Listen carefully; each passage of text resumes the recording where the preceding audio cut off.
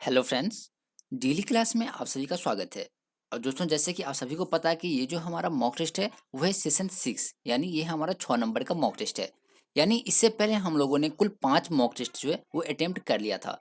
तो अगर आपने इन 5 मॉक टेस्ट को अभी तक नहीं देखा है तो उसका लिंक जो आपको नीचे डिस्क्रिप्शन बॉक्स में मिल जाएगा, वहाँ से आप जो है इन 5 मॉक टेस्ट को जो है अटेम्प्ट कर सकते हैं। और दोस्तों, इस मॉक टेस्ट का पीडीएफ जो है आपको हमारे टेलीग्राम ग्रुप डेली क्लास में दे दिया जाएगा। वहाँ से आप जो है इस मॉक टेस्ट की पीडीएफ को डाउनलोड कर सकते हैं। अगर आप हमारे टेलीग्राम ग्रुप से नहीं जुड़े हैं तो उसका लिंक जो है आपको नीचे डिस्क्रिप्शन बॉक्स में मिल जाएगा, तो वहाँ से आप जो है हमारे टेलीग्राम ग्रुप से जुड़ सकते हैं। तो आज के इस मॉक टेस्ट में हम लोगों ने कुल 40 क्वेश्चनों को प्रैक्टिस करने वाले हैं। कितने? 40 क्वेश्चंस का। तो दोस्तों, आज का जो हमारा मॉक टेस्ट है वो ओनली 40 क्वेश्चन का है, लेकिन नेक्स्ट जो मॉक टेस्ट होगा उसमें हम लोग 60 क्वेश्चंस का प्रैक्टिस कर लेंगे, राइट? तो हमारा 50-50 हो जाएगा। तो आज इस मॉक टेस्ट में आपको ये देखना है कि आप 40 में से कितने क्वेश्चंस का आंसर जो है सही-सही दे पाते हैं। और उसमें ये जो क्वेश्चन है 40 नंबर, वो आपके एग्जाम के लिए बहुत ही महत्वपूर्ण है, और इस मॉक टेस्ट से आपको एग्जाम में 2 से 3 नंबर जो ईज़िली आ सकता है। 2 से 3 नंबर जो ईज़िली आ सकता है। और जैसे कि आप सभी को पता है कि अब जो हमारे एग्जाम में कुल 30 दिन रह चुके हैं। तो देखिए, 30 दिन के लिए जो हम लोगों ने प्रैक्टिस सेट का दोहरा रिवीजन के लिए क्लास लगाने वाले हैं, जो कि रहेगा टाइमिंग 3 बजे। तो अब जो 3 बजे जो है हम लोग क्या करेंगे, प्रैक्टिस के क्वेश्चन का दोबारा जो है रिवीजन करेंगे। क्या करेंगे? रिवीजन करेंगे। तो दोस्तों, बहुत ही कम समय में हम लोग यूनिक और एरिहंट की बुक का जो है जितने भी प्रैक्टिस सेट है उन सब का जो है रिवीजन करेंगे। तो इसका टाइमिंग क्या रहेगा? 3 बजे। यानी इस क्लास के बाद आज जो है हमारा 3 बजे क्या है, तो प्रैक्टिस सेट 1 का रिवीजन है। क्या है? प्रैक्टिस सेट 1 का रिवीजन है। तो दोस्तों, आई होप कि आपने इन सब प्रैक्टिस सेट का पहले से ही प्रैक्टिस कर लिया होगा। लेकिन अब जो है हम लोग क्या करेंगे, रिवीजन करेंगे कि हम कितने क्वेश्चनों का अभी तक जो अच्छे से तैयारी कर चुके हैं। तो इसका क्लास होगा 3 बजे, तो इसे देखना आप लोग बिल्कुल भी मिस मत कीजिएगा। और इससे पहले हमारा एक क्लास था कब? तो सुबह के 9 बजे। तो उसे अगर नहीं देखा तो उसको भी आप लोग जो है वॉच कर लीजिएगा, जिसका लिंक आपको नीचे डिस्क्रिप्शन बॉक्स में मिल जाएगा। तो चलते हैं दोस्तों, आज के प्रैक्टिस सेट को आगे बढ़ाते हैं। तो अगर आप हमारे यूट्यूब चैनल पे नए हैं तो हमारे यूट्यूब चैनल डेली क्लास को सब्सक्राइब करना बिल्कुल भी मत भूलिएगा। तो दोस्तों, जैसे कि यहाँ पर आप देख सकते हैं हमारा जो फर्स्ट क्वेश्चन है वो क्या है। क्वेश्चन क्या दोस्तों, कि भारत में निम्नलिखित में से कौन सा क्षेत्र जैव विविधता का तत्व स्थल है। क्वेश्चन है हमारा कि भारत में निम्नलिखित में से कौन सा क्षेत्र जो है वो जैव विविधता का तत्व स्थल है। और दोस्तों, इस सेशन में हम बहुत ही इंपॉर्टेंट क्वेश्चन का प्रैक्टिस करने वाले हैं, तो आप इस क्लास को थोड़ा भी स्किप मत कीजिएगा, क्योंकि इसमें हम टॉप 40 क्वेश्चन का प्रैक्टिस करने वाले हैं। तो क्वेश्चन क्या है कि भारत में निम्नलिखित में से कौन सा क्षेत्र जैव विविधता का तत्व स्थल है। तो कौन सा है? पश्चिमी घाट। कौन सा? पश्चिमी घाट जो है वो जैव विविधता का तत्व स्थल है। तो इसका सही ऑप्शन क्या हो जाएगा? बी। बी जो है इसका सही ऑप्शन होगा। चलिए चलते हैं नेक्स्ट क्वेश्चन की तरफ। क्वेश्चन नंबर है 2, कि निम्नलिखित में से कौन भारत के संविधान के अभिरक्षक है। क्वेश्चन क्या है कि निम्नलिखित में से कौन भारत के संविधान के अभिरक्षक हैं। तो कौन अभिरक्षक है? तो दोस्तों, भारत के सर्वोच्च न्यायालय। भारत का सर्वोच्च न्यायालय जो है वो भारत के संविधान का अभिरक्षक है। तो इसका सही ऑप्शन क्या हो जाएगा? सी। सी जो है इसका सही ऑप्शन होगा। चलते हैं नेक्स्ट क्वेश्चन की तरफ, देखते हैं नेक्स्ट क्वेश्चन क्या है। क्वेश्चन है 3 नंबर, और क्वेश्चन है कि पटना उच्च न्यायालय की स्थापना किस वर्ष किया गया था। देखिए, बहुत ही इजी क्वेश्चन है आप लोगों के लिए, और इसका आंसर आप सभी को पता होगा कि पटना उच्च न्यायालय की स्थापना जो है वो किस वर्ष हुआ था। तो किस वर्ष हुआ था? 1916 में। कब हुआ था? 1916 में। तो पटना का जो हाई कोर्ट है उसका स्थापना हुआ था 1916 में। तो इसका सही ऑप्शन क्या हो जाएगा? सी। सी जो है इसका सही ऑप्शन होगा। चलिए चलते हैं नेक्स्ट क्वेश्चन की तरफ। देखिए, नेक्स्ट क्वेश्चन यहाँ पे क्या है, 4 नंबर, कि भारत के नागरिकों के मूल कर्तव्यों का विवरण संविधान के किस भाग में दिया गया है। क्वेश्चन क्या है कि भारत के नागरिकों के मूल कर्तव्यों का विवरण जो है संविधान के किस भागों में दिया गया है। तो दोस्तों, किस भाग में दिया गया है संविधान का संविधान के किस भाग में? तो मूल कर्तव्य जो है संविधान के भाग 4 में दिया गया है। कितने भाग में? 4 भाग में। तो आपको पता होगा कि हमारे भारतीय संविधान में कुल कितने भाग हैं? तो 22 भाग हैं। कितने भाग हैं? 22। और उसी 22 भाग में से चौथे भाग में जो है नागरिकों के मूल कर्तव्यों का विवरण है। तो दोस्तों, ये क्वेश्चन आपके एग्जाम के लिए बहुत ही इंपॉर्टेंट है, तो इसका सही आंसर होगा बी। और अगर आपने अभी तक इस सेशन को लाइक नहीं किया तो इस सेशन को लाइक करके अपने दोस्तों के साथ जरूर शेयर कीजिएगा। और अगर आप हमारे यूट्यूब चैनल पे नए हैं तो हमारे यूट्यूब चैनल डेली क्लास को सब्सक्राइब करना बिल्कुल भी मिस मत कीजिएगा। चलिए देखिए, अब हमारा नेक्स्ट क्वेश्चन क्या है, 5वां नंबर। क्वेश्चन क्या है कि भारत की प्रभुता, एकता और अखंडता की रक्षा करे, उसे अक्षुण्ण रखे, यह उपबंध में किसमें किया गया है। अब बताइए, भारत की प्रभुता, एकता और अखंडता की रक्षा करे, यह जो शब्द है वो किस में उल्लेख किया गया है। तो किसमें इसका उल्लेख किया गया है? तो इसका उल्लेख किया गया है मूल कर्तव्यों में। किसमें? मूल कर्तव्यों में। तो इसका सही ऑप्शन क्या होगा? डी। डी जो है इसका सही ऑप्शन होगा। चलिए चलते हैं नेक्स्ट क्वेश्चन की तरफ। क्वेश्चन क्या है, 6 नंबर क्वेश्चन था हमारा, कि 1206 ईस्वी से लेकर 1290 ईस्वी तक दिल्ली सल्तनत पर किस वंश का शासन रहा। तो देखिए, यहाँ पे आप सभी को पता है कि 1206 ईस्वी में जो है किस वंश की स्थापना हुई थी।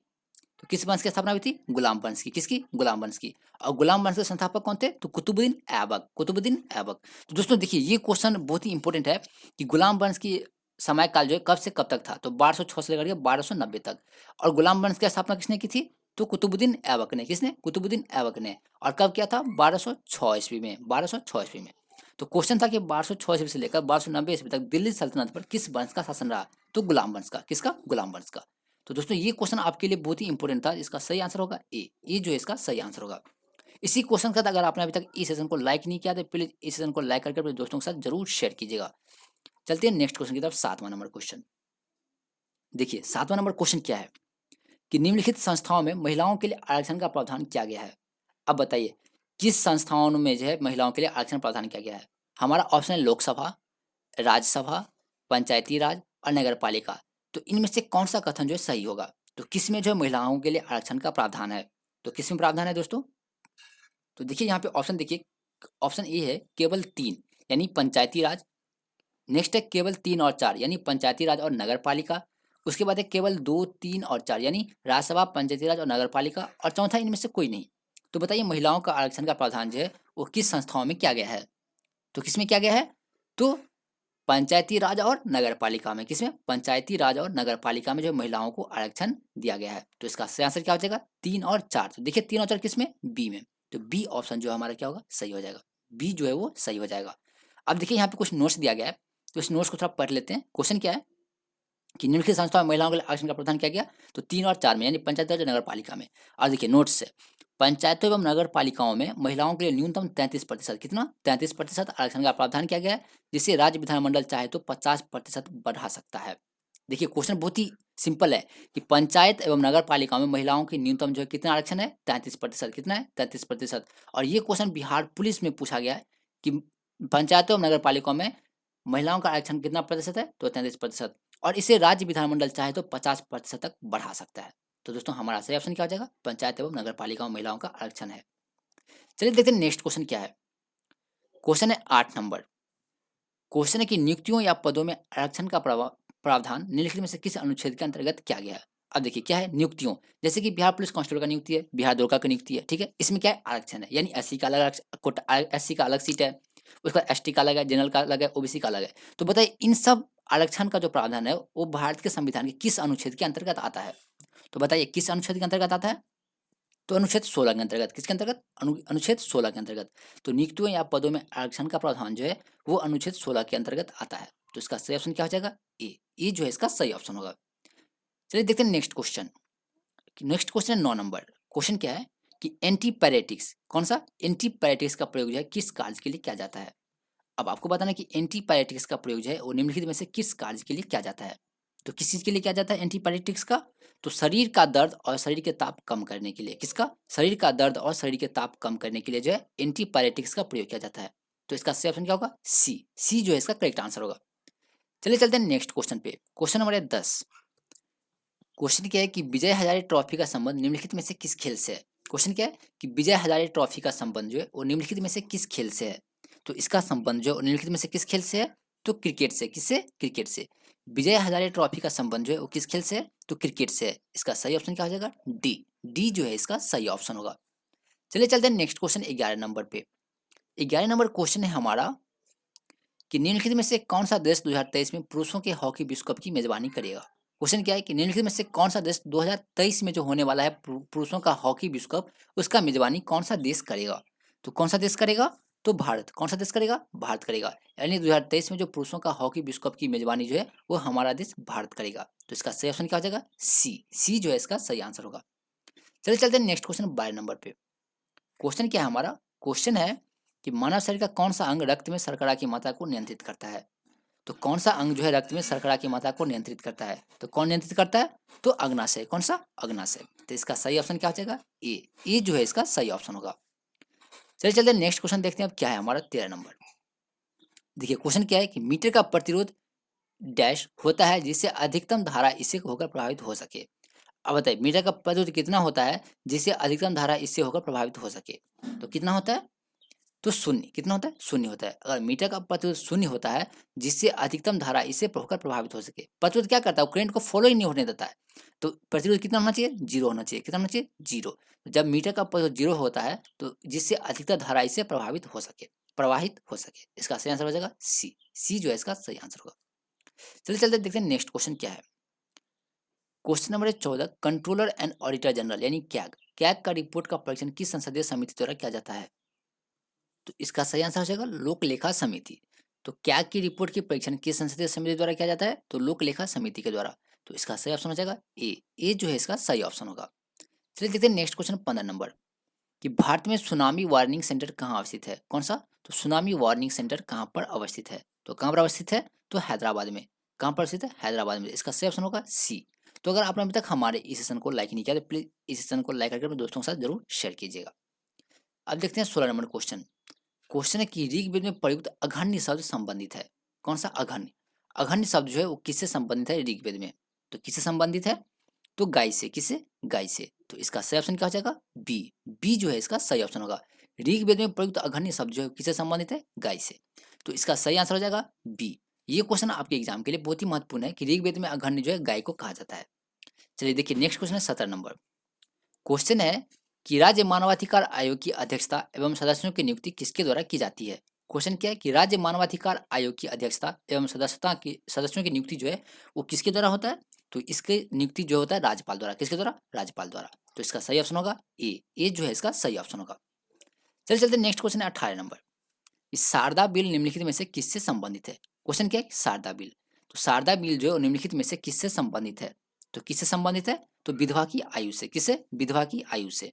तो शारदा बिल का संबंध है विधवा की आयु से। इसका सही ऑप्शन हो जाएगा डी। डी जो है इसका सही ऑप्शन होगा।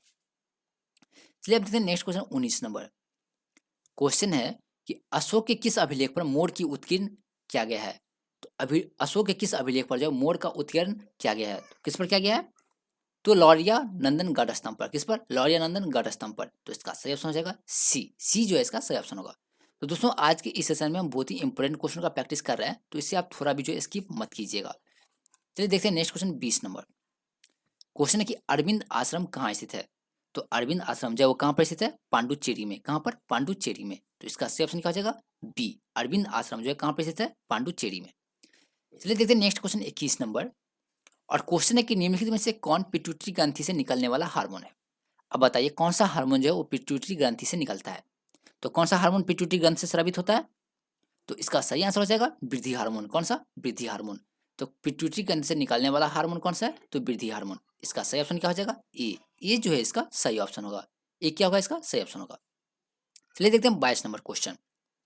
क्वेश्चन की ग्रैंड कैनियन क्या है, ग्रैंड कैनियन जो है वो किस नदी में है।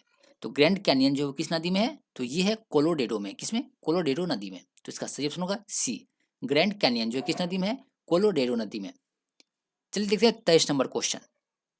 देखिए हमारा नेक्स्ट क्वेश्चन है, किस मुगल बादशाह ने मुगल राजधानी आगरा से दिल्ली स्थानांतरित की थी। क्वेश्चन क्या है, किस मुगल बादशाह ने मुगल राजधानी आगरा से दिल्ली स्थानांतरित की थी। तो किस मुगल शासक ने की थी, तो शाहजहां ने। किसने, शाहजहां ने। तो शाहजहां ने अपनी राजधानी आगरा से दिल्ली स्थानांतरित की थी। तो इसका सही ऑप्शन हो जाएगा सी। सही ऑप्शन क्या होगा, सी। चलिए देखते हैं नेक्स्ट क्वेश्चन 24 नंबर। क्वेश्चन है कि नवगठित केंद्र शासित प्रदेश दादर एवं नगर हवेली और दमन द्वीप की राजधानी क्या है। क्वेश्चन क्या है, नवगठित केंद्र शासित प्रदेश दादर नगर हवेली और दमन द्वीप की राजधानी क्या है। तो दोस्तों इसकी राजधानी जो है कौन सी है, तो इसकी राजधानी है दमन। कौन सी, दमन। तो दादर नगर हवेली और दमन द्वीप की राजधानी कौन सी है, तो दमन है। इसका सही ऑप्शन क्या हो जाएगा ए। ए जो है इसका करेक्ट आंसर होगा। चलिए देखते हैं नेक्स्ट क्वेश्चन क्या है। क्वेश्चन क्या है 25 नंबर। क्वेश्चन है कि दीपा कर्माकर किस खेल से संबंधित है। कौन, तो दीपा कर्माकर। तो दीपा कर्माकर का संबंध जो है वो किस खेल से है, तो इसका संबंध जो है किस खेल से है, तो जिम्नास्टिक से। किससे, जिम्नास्टिक से। तो दीपा कर्माकर का संबंध है जिम्नास्टिक से। इसका सही ऑप्शन हो जाएगा ए। अब देखिए 26 नंबर क्वेश्चन। क्वेश्चन बहुत ही इजी है कि सुल्तानपुर पक्षी विहार भारत के किस जिले में है। कौन सी, तो सुल्तानपुर पक्षी पक्षी विहार तो किस जिले में है, भारत के किस जिले में है। यहाँ पे हो जाएगा भारत के किस राज्य में है, राइट। यहाँ पे क्या कर लीजिएगा, राज्य है। तो सुल्तानपुर पक्षी विहार जो है भारत के किस राज्य में है, तो ये जो है भारत के हरियाणा राज्य में है। कहाँ पर, हरियाणा राज्य में। चलिए देखते हैं 27 नंबर क्वेश्चन। क्वेश्चन है कि निम्नलिखित में से भारत में किस नदी का अप्रवाह तंत्र सबसे बड़ा है। तो किस नदी का है? तो गंगा नदी का। किसका? गंगा नदी का। तो निम्नलिखित में से भारत में किस नदी का अप्रवाह तंत्र जो सबसे बड़ा है? तो गंगा नदी का अप्रवाह तंत्र सबसे बड़ा है। तो इसका सही ऑप्शन क्या हो जाएगा? बी। बी जो है इसका करेक्ट आंसर होगा। चलिए देखते हैं नेक्स्ट क्वेश्चन 28 नंबर। देखिए क्वेश्चन है कि अक्टूबर 2019 को जारी महिला शांति और सुरक्षा सूचकांक में शीर्ष स्थान निम्नलिखित में से किस देश को प्राप्त हुआ है? क्वेश्चन क्या है कि अक्टूबर 2019 को जारी महिला शांति और सुरक्षा सूचकांक में शीर्ष स्थान निम्नलिखित में से किस देश को प्राप्त हुआ है? तो यह जो है किस देश को प्राप्त हुआ है? तो यह जो है किस देश को प्राप्त हुआ है? तो नॉर्वे को। किसको? नॉर्वे को। और नॉर्वे को उगते हुए सूरज का देश भी कहा जाता है। देखिए 2019 में 167 देशों की रैंकिंग की गई, जिसमें भारत का स्थान जो है 133वां था। कौन सा? 133वां। और प्रथम स्थान कौन सा था? तो नॉर्वे। प्रथम स्थान नॉर्वे का था और भारत का 133वां स्थान रहा। तो इसका सही ऑप्शन क्या हो जाएगा? बी। बी जो है इसका सही ऑप्शन होगा। अब देखते हैं 29 नंबर क्वेश्चन कि दिव्यादान के अनुसार बिंदुसार के शासनकाल में तक्षशिला में 2 विद्रोह हुए, जिसका दमन करने के लिए पहली बार किसे भेजा गया? क्वेश्चन क्या है कि दिव्यादान के अनुसार बिंदुसार के शासनकाल में तक्षशिला में 2 विद्रोह हुआ था। ठीक, तो जिसका दमन करने के लिए पहली बार किसे भेजा गया था? तो अशोक को भेजा गया था। किसे? अशोक को भेजा गया था। तो इसका सही ऑप्शन क्या हो जाएगा? डी। डी जो है इसका सही ऑप्शन होगा। अब देखिए 30 नंबर क्वेश्चन कि निम्नलिखित में से किस शासक ने कबूलियत एवं पट्टा नामक व्यवस्था लागू किया था? कौन सा? तो निम्नलिखित में से किस शासक ने कबूलियत एवं पट्टा नामक व्यवस्था जो है लागू किया गया था? तो किसने लागू किया था? तो शेरशाह ने। किसने? शेरशाह ने। तो शेरशाह ने पट्टा नामक व्यवस्था जो है लागू किया था। तो इसका सही ऑप्शन हो जाएगा बी। बी जो है इसका सही ऑप्शन होगा। चलिए देखते हैं नेक्स्ट क्वेश्चन क्या है 31 नंबर। क्वेश्चन है पुस्तक द इनसाइडर। कौन सा? द इनसाइडर के लेखक कौन है? एक पुस्तक है जिसका नाम है द इनसाइडर। तो इसके लेखक कौन है?